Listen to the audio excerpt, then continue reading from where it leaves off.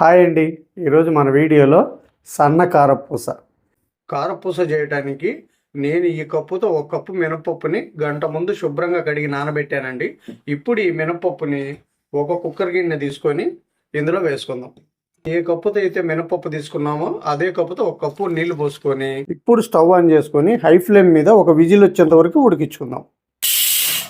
పప్పు అయితే మెత్తగా ఉడికిపోయింది. ఇప్పుడు ఒక 5 నిమిషాలు చల్లారబెట్టుకుందాం. చల్లార్చుకున్న మినపప్పును వేసుకుందాం. మిక్సింగ్ బౌల్ తీసుకొని మెత్తగా గ్రైండ్ చేసుకున్న ఈ పిండిని బౌల్లో వేసుకుందాం. ఇప్పుడు ఇందులో మనం ఏ కప్పుతో అయితే పప్పు తీసుకున్నామో అదే కప్పుతో 3 కప్పుల పొడి బియ్య పిండి, 1 టేబుల్ స్పూన్ ఉప్పు, టీ స్పూన్ వాము, టేబుల్ స్పూన్ కారం, 1/2 టీ స్పూన్ పసుపు, 1 టేబుల్ స్పూన్ ఆయిల్. ఇప్పుడు ఒకసారి నీళ్లు వేయకుండా ముందు ఈ పిండిని బాగా కలుపుకుందాం. ఇప్పుడు కొద్దిగా నీళ్లు చిలకరించుకొని కలుపుకుందాం. మనకి కన్సిస్టెన్సీ వస్తే సరిపోతుంది. ఇప్పుడు మనకు ఆయిల్ వేడైంది. ఇప్పుడు స్టవ్ని మీడియం ఫ్లేమ్లో పెట్టుకొని కారపూస వేసుకుందాం.